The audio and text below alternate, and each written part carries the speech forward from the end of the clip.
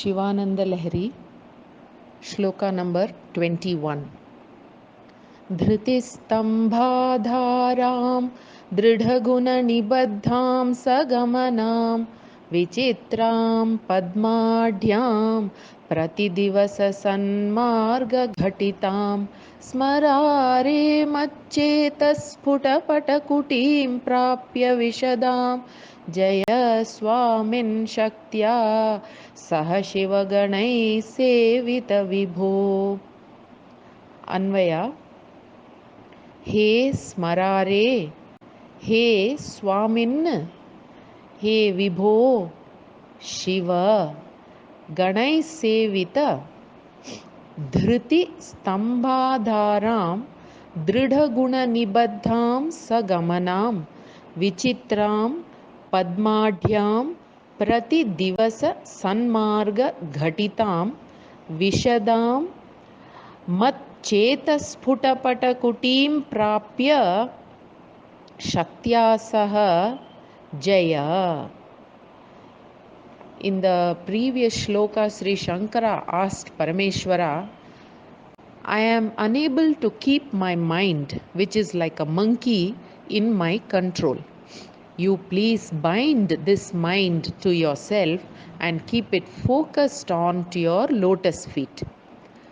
Then after that, in this shloka, he is praying to Ishvara saying, I have made a tent for you, O Lord, which is called the mind. Please come and stay in this mind form of tent always. He Smarare, O enemy of Manmatha. He Swamin, O Lord of all the worlds. Ganaihi, by scholars who deliberate on your form. Sevita, you who are worshipped by them. In other words, you who are meditated upon by scholars.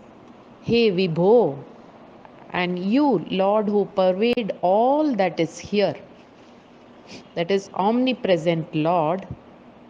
Hey Shiva, you who are an embodiment of unending joy, that Parameshwara. Dhriti Stambhadharam. Dhriti means engaging the mind continuously in the object of meditation, Dhyeya Vastu. The Laukika Vishaya, that is the objects of the transactional world, that is the Stambha, the central pillar, which is the support. Another meaning here is this can be connected to the tent and understood as a wooden log of a tree which is placed in the center of a tent as a load bearing support. That kind of supporting pillar. A note over here. See, in this verse, in this shloka, we have to take two meanings for each word. One will be connected to the mind and the other meaning will be connected to the tent. Dridha guna nibaddham, that mind which is bound strongly by sattva, rajo, tamo gunas. Another meaning, guna also means rope. So a stable tent constructed using strong ropes. Sagamanam, mind which has the capability to go to all the places. Similarly, a tent which can also be removed and fixed in another place. That is, both mind and the tent have the capacity to be moved about. Vichitram, a mind which is filled with many different conditionings or trained variously. In other words, a tent which has many colors. Padmadhyam, filled with wealth of prayer, or a tent which is constructed in the form of a lotus. Pratidivasa Sanmarga Ghatitam, a mind which is daily engaged in understanding the ways of Brahman. Or Sanmarga also has a meaning of Raja Marga, the royal road. So, a tent constructed in close proximity to the royal path. Vishadam, a very pure mind, or a clean, wide tent. Macchetasputapatakutim. This, my mind, which is a clean, bright cloth, or a tent which is made with clean, bright, shining cloth. That in other words, when you take the meaning for a mind, the mind is clean. When you connect it with the tent is made of a white cloth, and therefore the tent is also clean and bright. Shaktya Saha, in this tent, with Bhagavati, that is Parvati, who is the form of auspiciousness, Prapya, enter or reaching this tent, O Parameshwara, Jaya, live victoriously and prosperously. In other words, O Parameshwara, please come to this tent called my mind and stay here comfortably, eternally. There is a significance in calling the mind a tent made of cloth, because the mind is said to be made of a cloth. We get to know that it can also be washed and cleaned. That means any mind can be prepared to receive Ishvara. Parameshwara can stay only in a clean place. So, if the mind is unclean and dirty, then the Atma Chaitanyam or the consciousness will not be reflected there. शास्त्राचार्योपदेश शमदमादि संस्कृतं मनः आत्मदर्शने karanam. This has been told by Sri Shankara Bhagavatpada himself.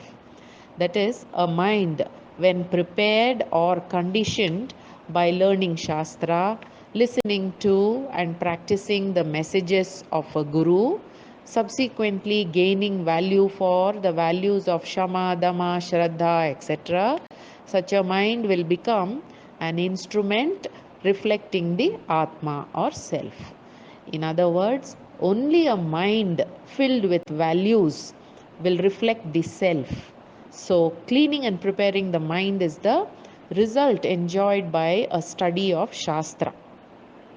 Earlier, Acharya said, offer the mind completely to Shiva and then gain a little control over it so that Lord Shiva may reside there.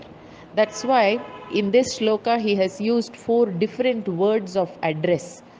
He calls him He Smarare.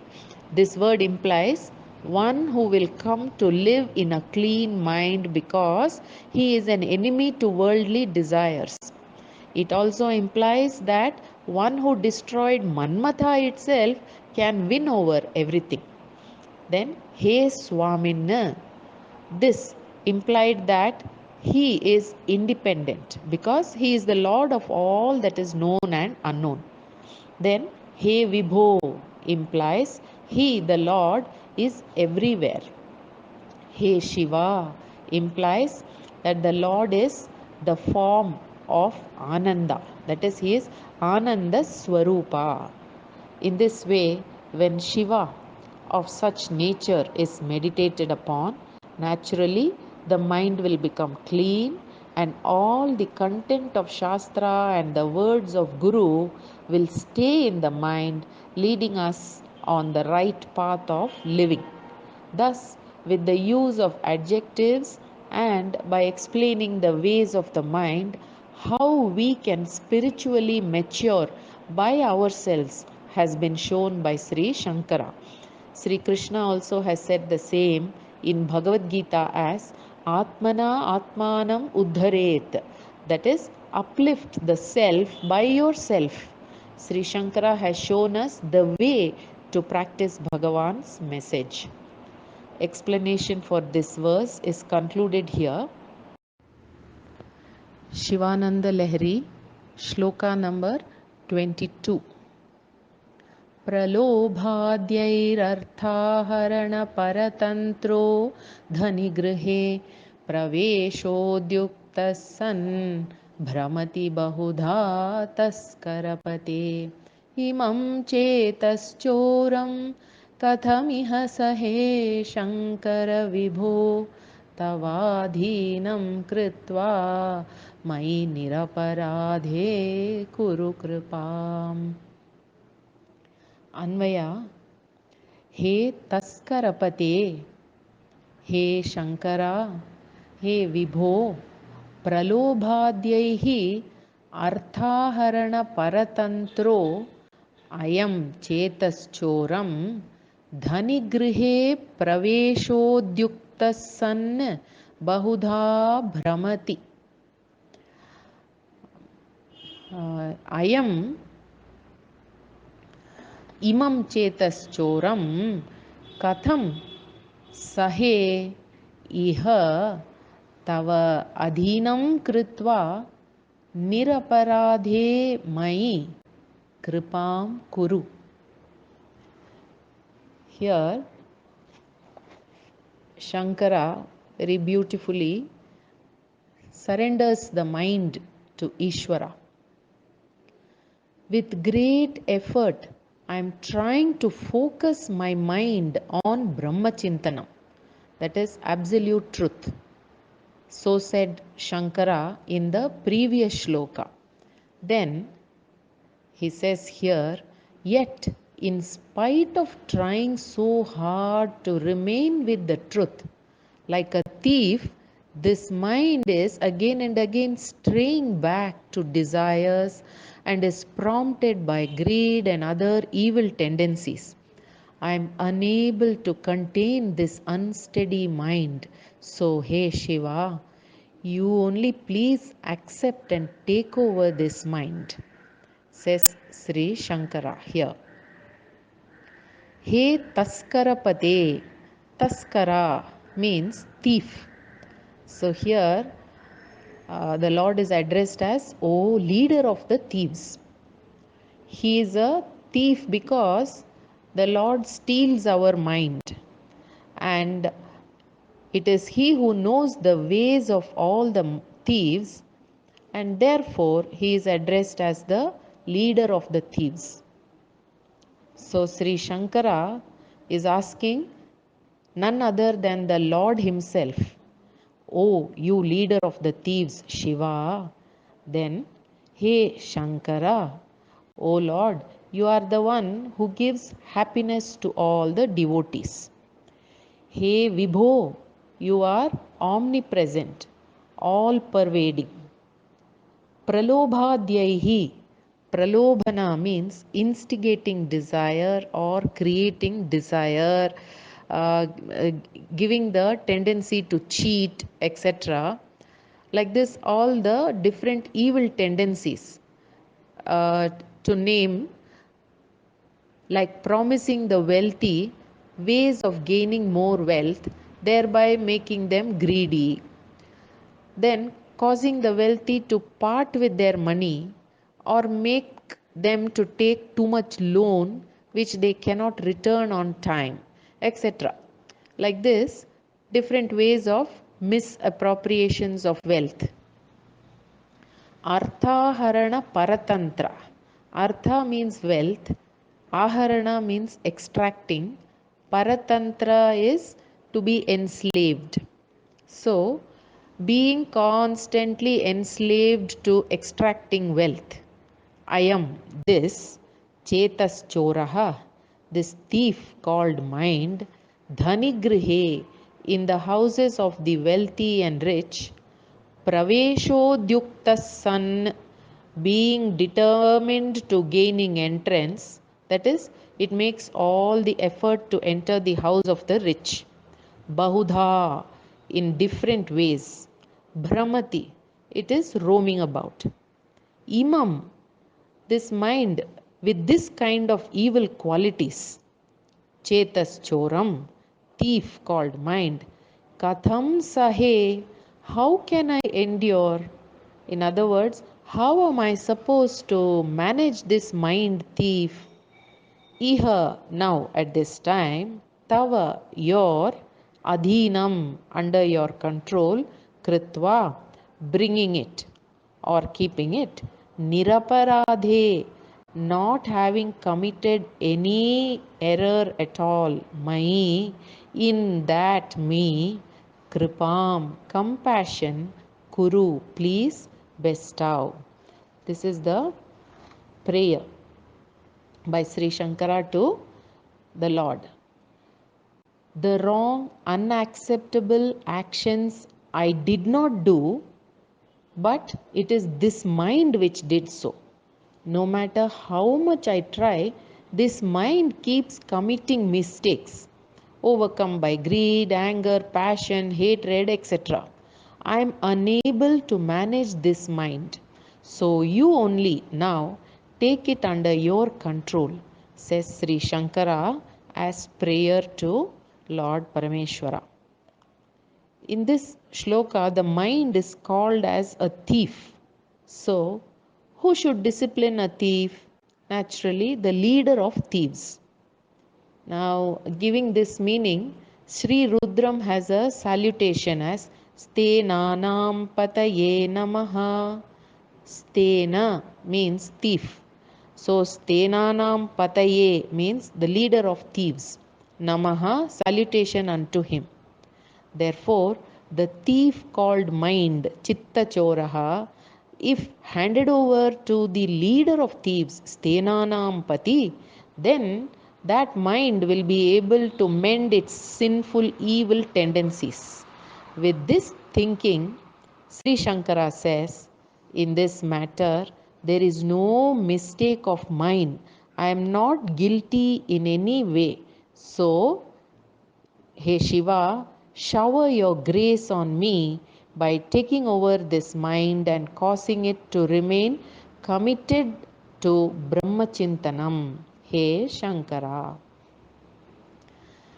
Explanation of this shloka is concluded here. Shivananda Lahiri, shloka number 23.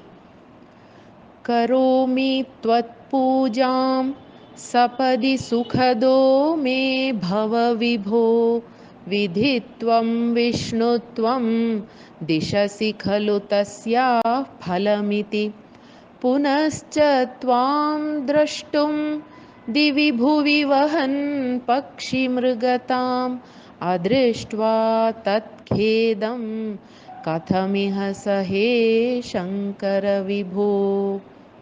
अन्वय. हे विभो, त्वत्पूजां करोमि सपदि. हे शङ्करा, मे सुखदः भव. तस्याः विधित्वं विष्णुत्वं फलम् इति दिशसि खलु. पुनश्च दिवि भुवि त्वां द्रष्टुं पक्षी मृगतां वहन् त्वाम् अदृष्ट्वा तत्खेदं कथम् इह सहे. हे विभो, I am a niraparadhi, that is free from any guilt. But this mind is behaving like a thief and has evil tendencies. So, you please control and discipline this mind. So asked Sri Shankara to Lord Shiva in the previous shloka. Then, such a mind, when taken over by the Lord, becomes clean and engages in worshipping Parameshwara. Subsequently, as a result of the worship, that is, as a phala, Parameshwara may bless the devotee with Brahma Padavi or Vishnu Padavi. But both these are positions which are limited by time. So, Sri Shankara prays, asking for that state of happiness which will be eternal, Nitya Sukha Praptihi. This is the structure of prayer in this shloka. Hey Vibho, O Parameshwara, the omnipresent, all-pervading one, I, Tvat Pujam, do puja to you. That is, I do japa, stotra, meditation, singing or chanting verses praising you. Karomi, I do. Then sapadi, without delaying, that is immediately, Hey Shankara, O Lord, you who give only auspiciousness. May to me Sukhadaha, eternal bliss which has no limit or defect. One who gives Bhava, please become that person. Why? Because Tasyaha, for that puja or worship which I did, Vidhitvam, may it be position of Brahma or Vishnutvam, position of Vishnu, Phalam iti, considering that as the benefit or result, Dishasi khalu, you will bestow upon me, isn't it? Then, Punascha, again, after you have given me a position like that, Divi in the heavens, Bhuvi and in the earth, Tvam, you, Drashtum, in order to see or in order to gain a vision of you, Pakshi Mrigatam. Pakshi means as a bird, that is the form of a Hamsa, swan, and Mrigatam as an animal means the form of a boar, Varaha, Vahan, taking that form. Tvam, that you, Adrishtva, being unable to see, Tat Khedam, the sorrow and disappointment from not seeing you, Katham, how only Sahe can I endure, Vibho. Here, first Sri Shankara addresses Parameshwara as Vibho, the all-pervading Lord, and then he talks to him. As a phala, that is benefit of offering worship to Parameshwara, one will gain Brahma Padavi or Vishnu Padavi, says Shastra. So, if you give me those positions, I know that it will end in time. That is, therefore, what is the point or purpose in gaining that great Brahma Padavi or Vishnu Padavi, says Sri Shankara. Because I know that earlier Brahma and Vishnu were asked to find out the crown and feet of Parameshwara. Whoever returned first would be considered the greatest. To do so, they took the form of swan and boar respectively. But they failed in their effort to discover the limits of Lord Shiva's glory. So, keeping in line with Shastra, if you give me any of those positions, it is already proven that I cannot gain knowledge of you, Lord Shiva. So, I don't want Brahma Padavi or Vishnu Padavi. Please give me eternal happiness of knowing you. That is, give me Nitya Paramananda Sukha. Seeking this, again Sri Shankara has mentioned the address He Vibho, because Parameshwara is all pervading without a beginning or ending. He is Adi Anta Rahita Sarva Vyapi. So it is not very easy to understand the Shiva Tattva. This is the meaning implied by the address Vibho. Further, what is this Nitya Paramananda Sukha which Sri Shankara is seeking? It is oneness, Advaita Bhava with Parameshwara. Explanation of this verse is concluded here. Shivananda Lahiri, Shloka number 24. कदा वा कैलासे कनकमणिसौधे सहगणैः वसन् शम्भोः अग्रे स्फुटघटितमूर्धाञ्जलिपुटः विभो साम्ब स्वामिन् परमशिव पाहीति निगदन् विधातॄणां कल्पान् क्षणमिव विनेष्यामि सुखतः. कैलासे कनकमणिसौधे गणैः सह शम्भोः अग्रे वसन् स्फुटघटितमूर्धाञ्जलिपुटः हे विभो हे साम्ब हे स्वामिन्, हे परमशिव, पाहि इति निगदन् विधातॄणां कल्पान् सुखतः क्षणमिव kada va vineshyami. In the previous shloka, Sri Shankara told Lord Paramashiva, I don't want the position of Brahma or the position of Vishnu. I only want oneness with you. Now, as an auxiliary to that form of prayer and a means or sadhana to attain that oneness with Parameshwara, here in this shloka he asks the Lord, with Mother Parvati and the other devotees standing around you offering their service, when will I also get the opportunity to stand in your august presence and spend the rest of my life? O Lord, iti. Kailase means the abode of Paramashiva, that is in the heavenly mountain of Kailasha.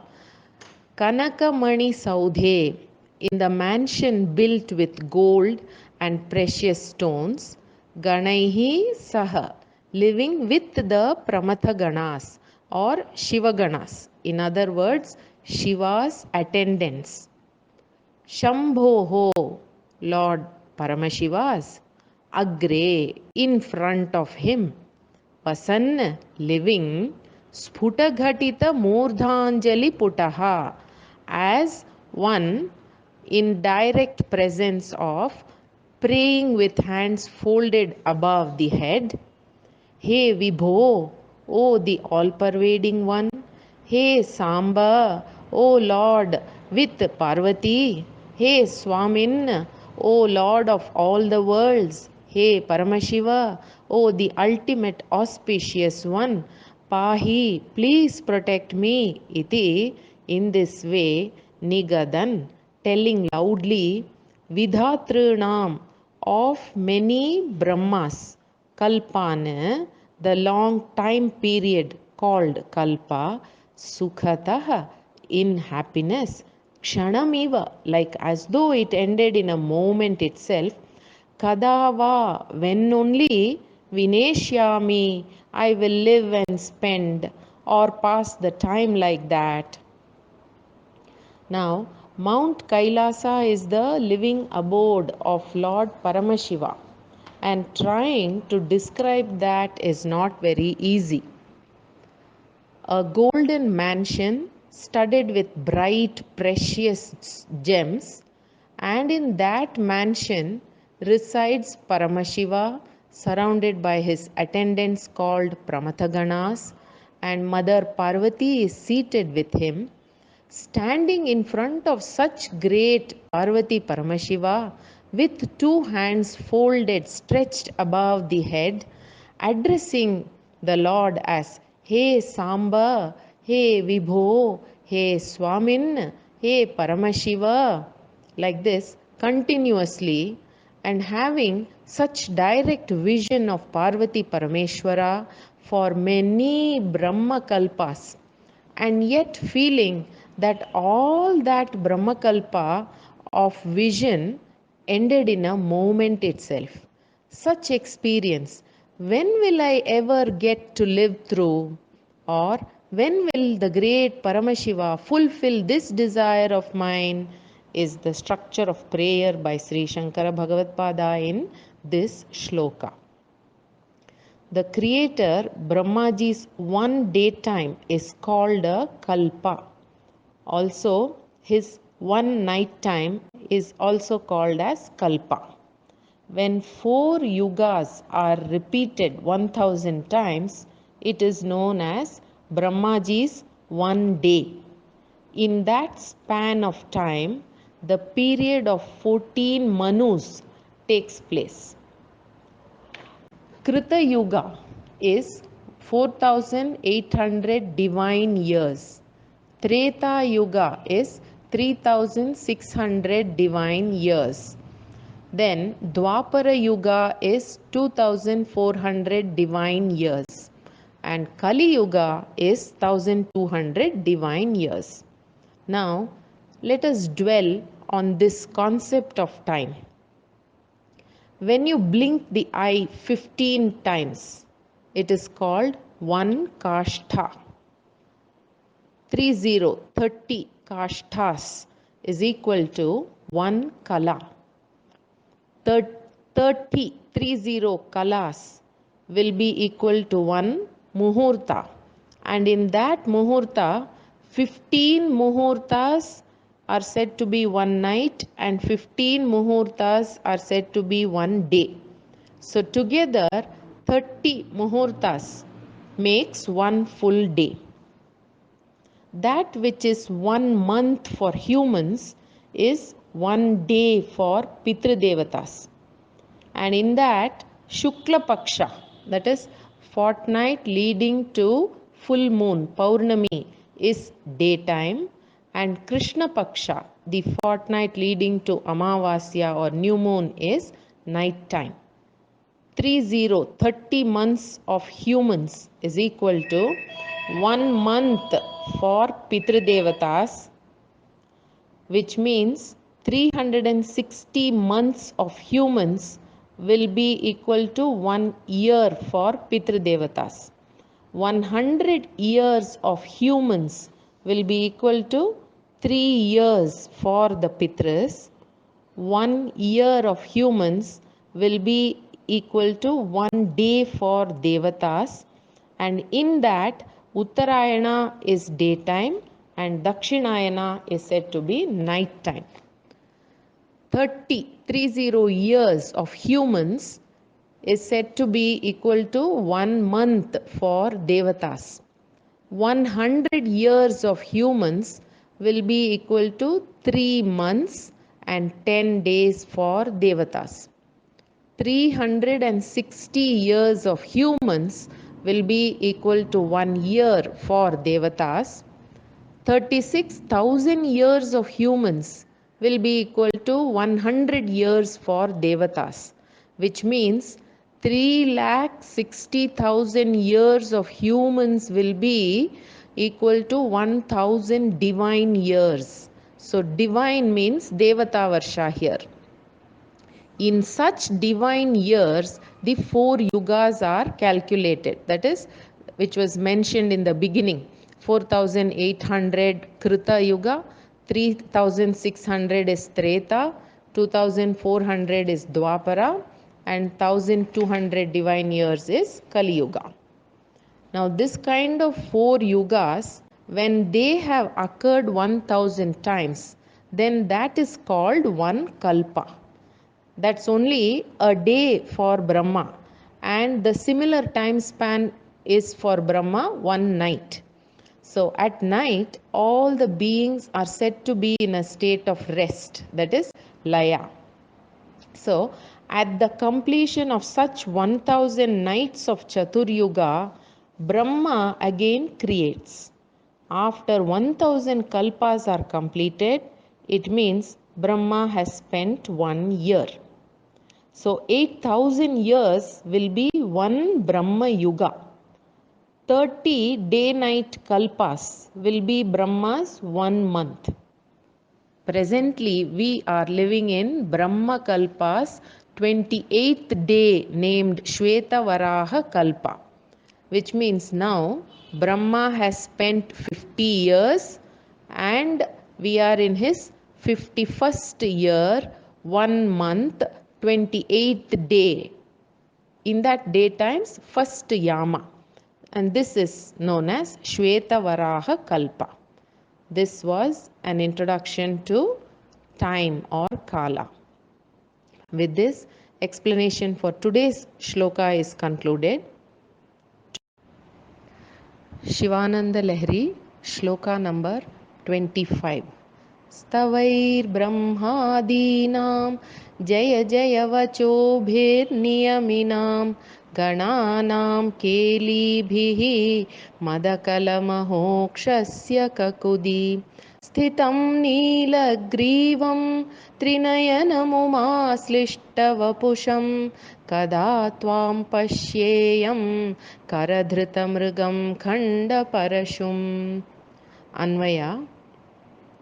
ब्रह्मादीनां स्तवैः नियमिनां जय जय वचोभिः गणानां केलीभिः मदकलमहोक्षस्य ककुदी स्थितं नीलग्रीवं त्रिनयनम् उमाश्लिष्टवपुषं करधृतमृगं खण्डपरशुं त्वां कदा पश्येयम्. In Kailasa, standing directly in front of you and singing verses praising you, O Lord, for many kalpas, which will feel like a second. Now, when will I get this opportunity, O Samba? This was the prayer by Sri Shankara Bhagavad Pada in the previous shloka. Then, in this verse, he describes Lord Paramashiva as seated in Kailasa, and he asks him, when will I be able to gain a vision of you like this, O Shiva? Brahmadinam, creator Brahmaji and other devatas, stavaihi, with verses praising you, niyaminam, the yogis who practice lifestyle according to the Vedic injunctions, and the rishis, jaya jaya vachobhihi, jaya jaya jaya, like this, words used for chanting, gananam, Nandi, Bhringi, Chandishwara, Shringi, etc. of such Pramathaganas, means such attendants to Lord Shiva, their Keli Bhihi, sounds made by them while playing on their instrument and singing, dancing, etc. That is creating an atmosphere of joy and happiness.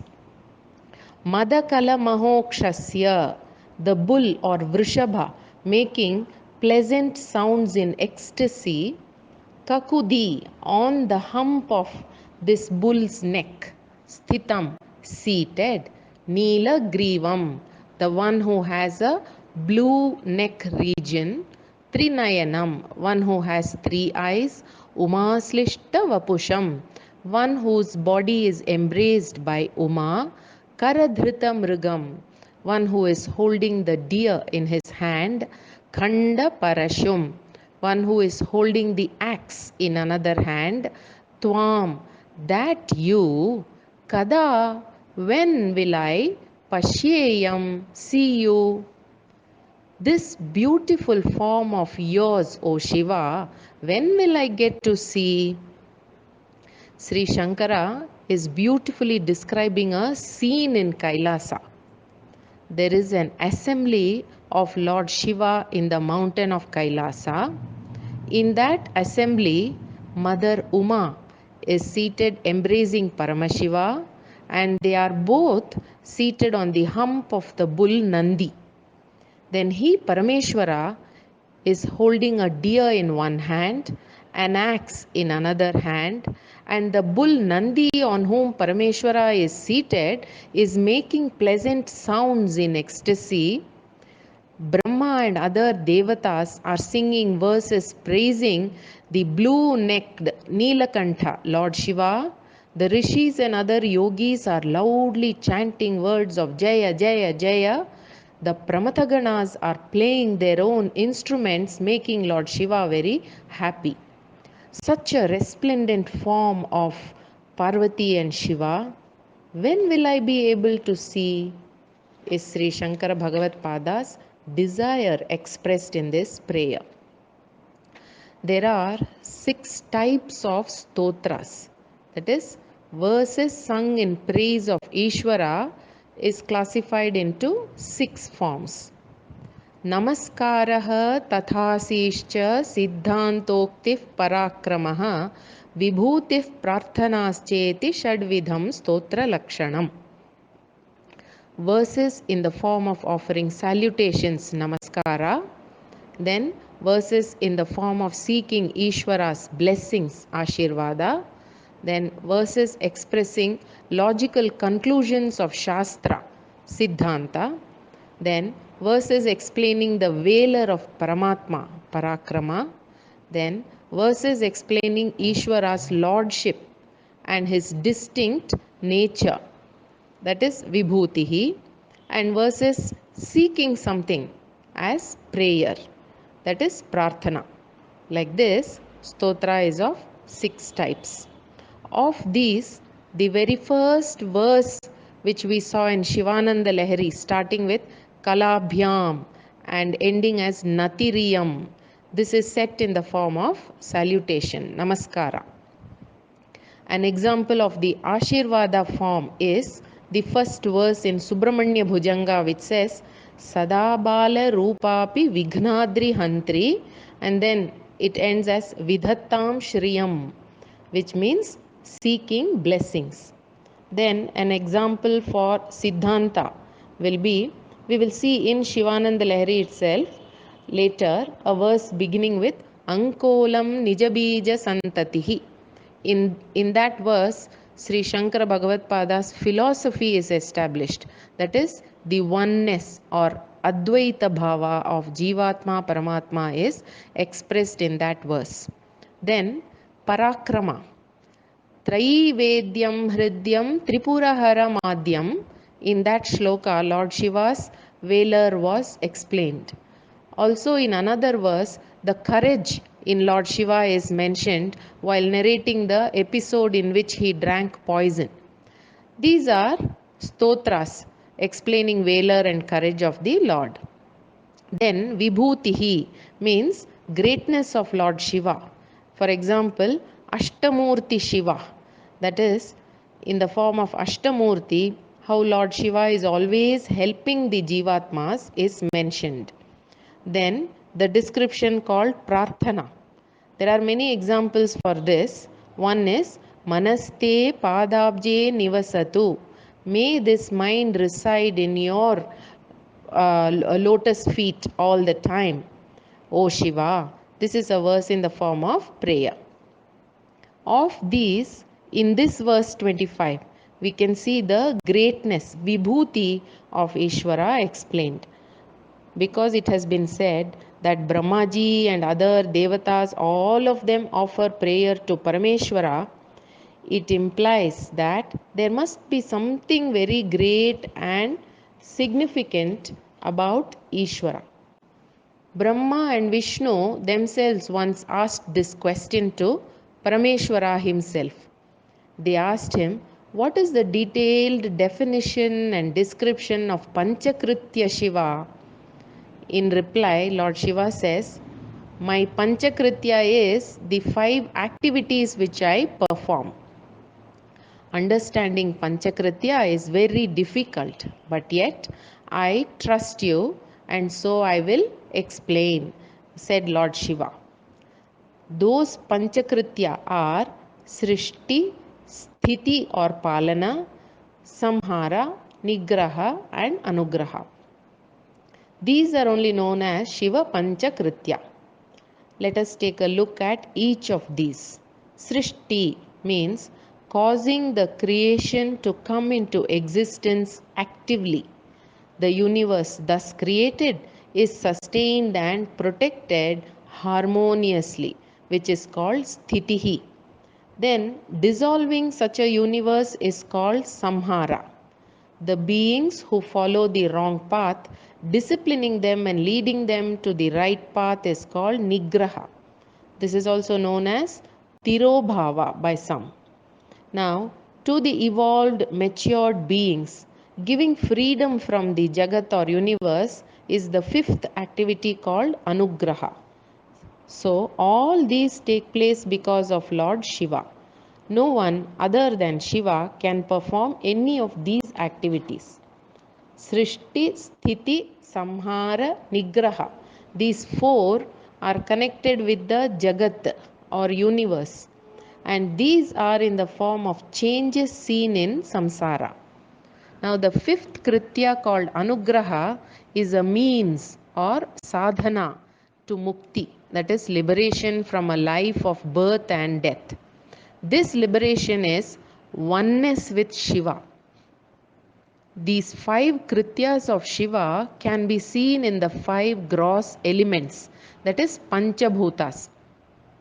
You can see Srishti in Bhumi on the earth, Sthiti can be seen in water, Samhara can be seen in Agni or fire, Nigraha can be seen in Vayu or air, and Anugraha can be seen in Akasha. Let us see how. Srishti means the unmanifest universe coming into manifestation and understood by us as the known and unknown form of universe. In other words, an object gaining a form and then changing in appearance. That is, the living beings, plants, animals, humans are all seen to be born, change in appearance, and then die away. And all these we see on earth. So it has been said that Srishti Tattva can be seen and understood on the earth. When water is not in combination with earth and air, then it will be seen to sustain life. So the Sthiti Tattva is said to be existing in water. Burning away everything is the nature of fire. So Samhara Tattva is said to be seen in Agni. Now these three, that is Srishti, Sthiti, Samhara, keep occurring periodically in time. Nigraha will mean getting disciplined for the sins committed or the wrongdoings, karma done in a life. Because this is connected with some and not all of creation, air or vayu, which cannot be contained, is said to represent this Nigraha Tattva. Anugraha means release from a life of becoming and a life of bondage. In other words, moksha praptihi or attaining moksha. Now here, moksha means becoming one with Paramatma. Then Akasha. Space cannot be differentiated into any particular form and it is everywhere, all pervading. So, it is used as a close comparison to understand Paramatma. Anugraha or blessing can be given only by Paramatma. So, this Anugraha Tattva principle is said to be known by Akasha. Summarizing, we can understand that all objects are created from the element earth. Those objects created, they grow, expand and are sustained by the element water. The fire element dries up and destroys everything. Air element removes and changes everything. That is Nigraha. Then Akasha gives Avakasha. Space accommodates. Thus everything is blessed. In other words, space accommodates and blesses everything in this universe. That is Anugraha. In this way, the Panchabhutas, five elements, represent Lord Shiva's Panchakritya. In order to carry out or perform these five activities, Lord Shiva is said to have five faces. That is, four faces for the four directions and the fifth face in the center. Lord Shiva, pleased with the meditation or tapas performed by Brahma and Vishnu, is said to have delegated the action of Srishti and Sthiti to Brahma and Vishnu. That is, these two activities, Srishti and Sthiti, are considered as Lord Shiva's favorite. Then Rudra and Maheshwara performed tapas and obtained Samhara and Nigraha Kritya. The fifth Kritya called Anugraha belongs exclusively independently to Lord Shiva. For dhyana on Shiva Swarupa, that is, in order to meditate on the form of Lord Shiva, Omkara has been mentioned. Omkara or Pranava is the form of Parabrahman. Meditating and doing penance on this Omkara will bestow Viveka or discriminatory thinking. Then subsequently that will destroy the aham or ego, that is doership mindset. Omkara itself is Shiva, which means the word Om denotes Shiva and its meaning also implies Lord Shiva. Now we know that Om has a, U, Ma. The A in Om is said to have manifested from the north facing direction of Shiva's face. Then Ukara, that is U, came from Lord Shiva's face in the western direction. Then Makara, Ma, came from his face in the southern direction. Then Anuswara, the nasal sound, is said to have manifested from his face in the eastern direction. Then the Omkara Nada, that is the sound of the symbol Om, is said to have manifested from the face in the center. Thus, 5 parts manifesting from Lord Shiva's 5 faces came to be joined together into one Omkara. This universe, consisting of names and forms, Vedas, 5 elements, are all pervaded by this Omkara. Omkara denotes Shiva Shakti. Omkara is a form of Parabrahman blessed by Shakti. Explanation for this shloka is concluded here.